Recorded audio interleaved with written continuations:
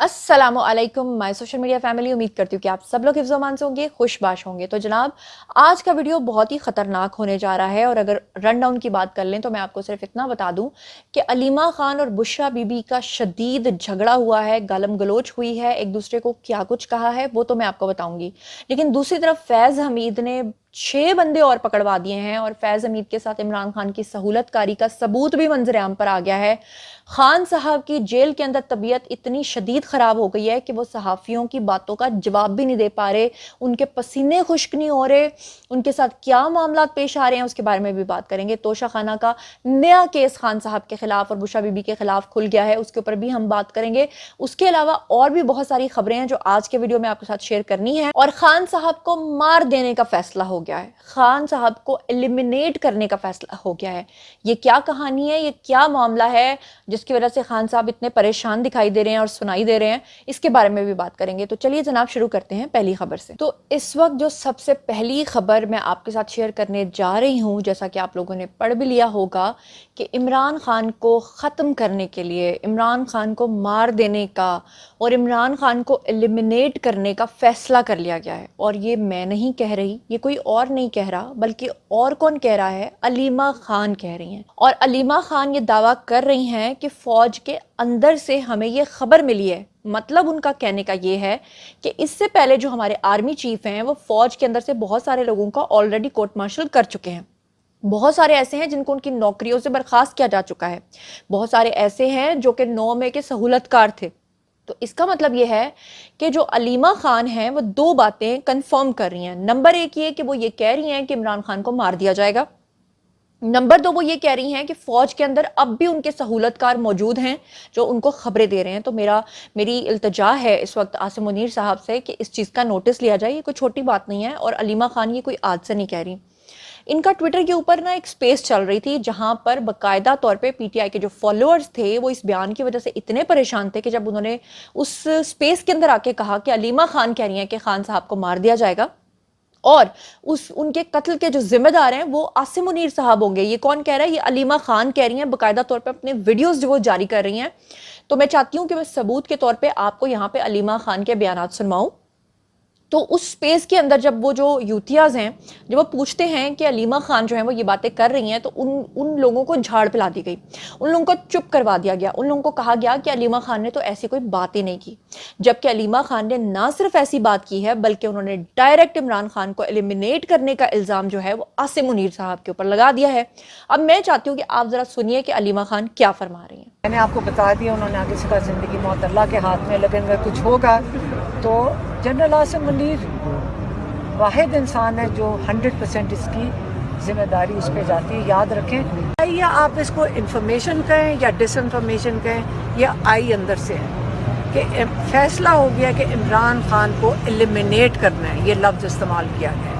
अब आपको याद होगा कि मैंने आपको एक खबर दी थी जिसमें मैंने आपको ये बात कही थी और मैंने कोई एक बार ये बात नहीं की। अगर आप रेगुलर मेरे व्लॉग्स देखते हैं, मैंने आपको बार बार ये बात कही है कि अलीमा खान और बुशरा बीबी का पंजाबी वाला जो है ना, वो कहते हैं इट्ट वट्टे का बैर, वो पड़ा हुआ है।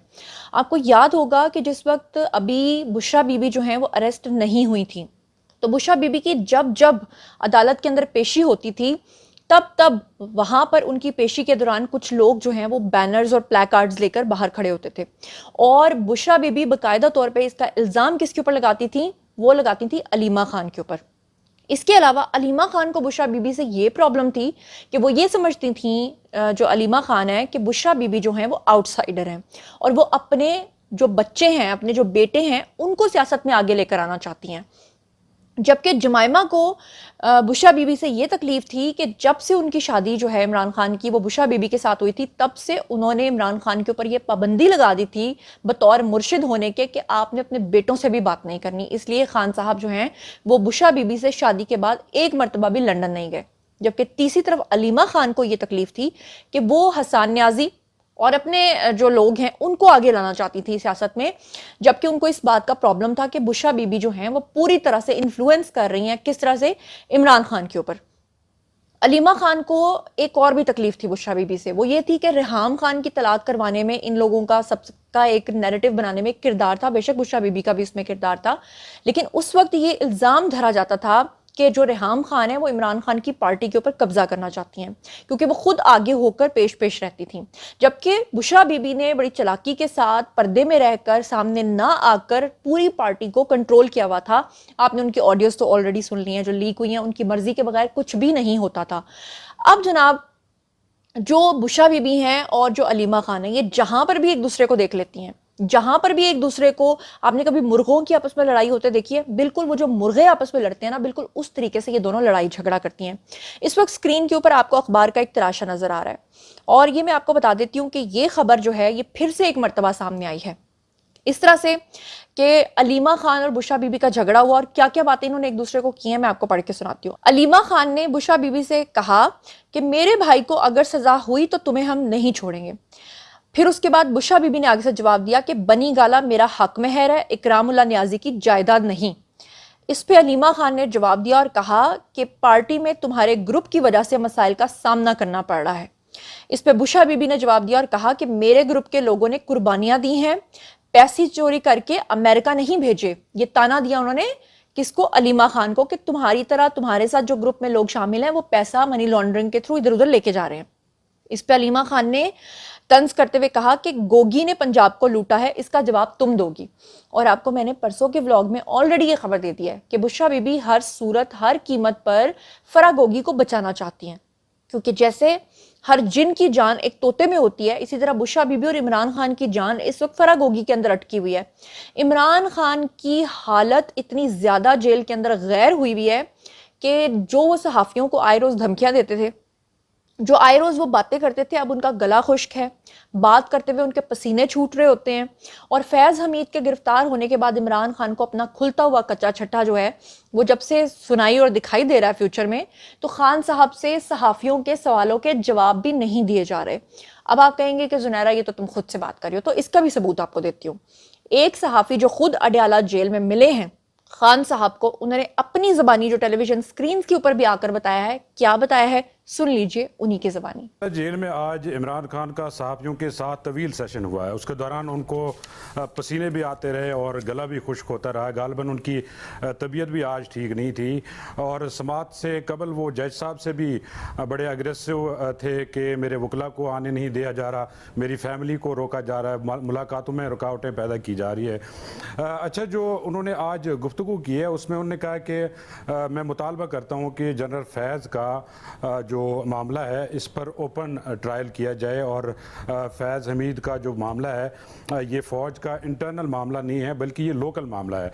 आपको याद होगा कि फैज़ हमीद की गिरफ्तारी के फ़ौरन बाद जो उन्होंने पहली स्टेटमेंट दी उसमें उन्होंने कहा था कि ये फ़ौज का अंदरूनी मामला है, मेरा इसके साथ कोई लेना देना नहीं है और मेरा फैज़ हमीद के साथ कोई ताल्लुक नहीं है। आज जब उन्होंने ये मुतालबा किया कि फैज़ हमीद का ओपन ट्रायल किया जाए, इससे जो है मुल्क का फ़ायदा होगा, पाकिस्तान तरक्की करेगा, 9 मई की साजिश जो है वो बेनकाब होगी। आपने सुन लिया कि खान साहब के बारे में जो है वो क्या कह रहा है सहाफ़ी। अब खान साहब जो हैं उनको इस बात के बारे में अच्छे तरीके से पता चल गया है कि फैज़ हमीद जो हैं वो इदारों के साथ पूरी तरह से ताउन कर रहे हैं और वो तमाम इंफॉर्मेशन भी प्रोवाइड कर रहे हैं। और दूसरी बात यह है कि इदारों ने भी जो फैज़ हमीद को इतना अरसा ढीली रस्सी छोड़ के रखा है ना, वो इसीलिए रखा है कि जब तक हमारे पास परमानेंट और बड़े मजबूत किस्म के सबूत नहीं आ जाते तब तक हम उनको छोड़ के रखते हैं।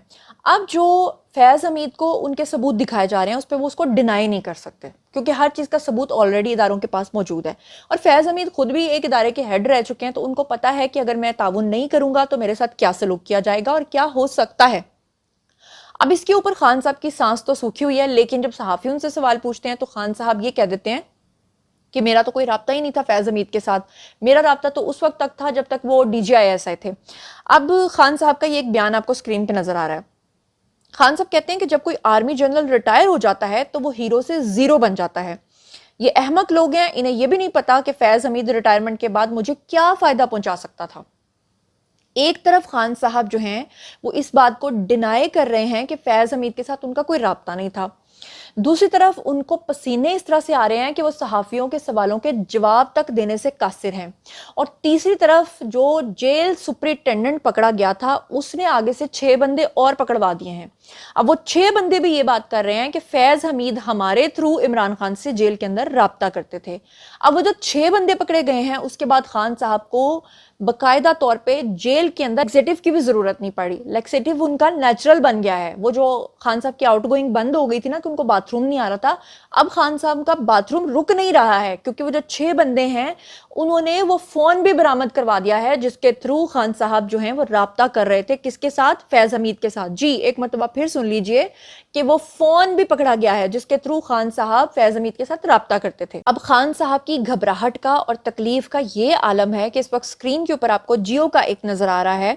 इसके ऊपर स्पेशली एक बयान खान साहब का आया है जिसमें खान साहब फरमा रहे हैं कि वो मदद मांग रहे हैं। किससे मांग रहे हैं? बरतानवी वजीर आजम से मदद मांग रहे हैं, क्योंकि इससे पहले खान साहब जो हैं वो अमरीकी सेनेटर्स से मदद मांग चुके हैं, उससे पहले कांग्रेस से मदद मांग चुके हैं। आपके सामने कांग्रेस वुमन जो हैं उनके साथ खान साहब की बाकायदा तौर पे ऑडियो भी लीक हो चुकी है जिसमें खान साहब उनको कह रहे थे कि मेरी मदद करें और मुझे जेल से छुड़वाने में आप अपना किरदार अदा करें।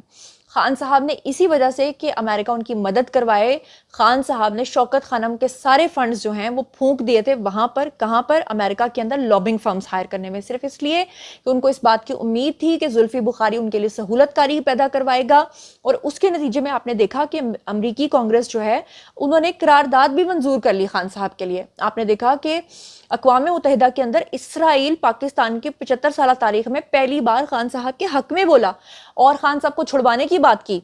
तीसरी तरफ अलीमा खान जो हैं उन्होंने खुद एक बयान दिया है जिसमें उन्होंने कहा है कि जमाइमा जो है उनकी तरफ से और जो खान साहब के यहूदी खानदान वाले हैं उन्होंने खान साहब को जो है वो अप्रूवल के लिए जो है वो पूछा भी था कि आपको जो है वो यूनिवर्सिटी का जो वाइस चांसलर और पता नहीं ये क्या क्या बातें करते फिर रहे हैं। हालांकि खान साहब तो नालायक थे, खान साहब को तो क्रिकेट की बेस पे जो है वो एक कोटे के तहत जो है वो एक एडमिशन मिला था जिसमें वो 3rd ग्रेड में पास हुए थे।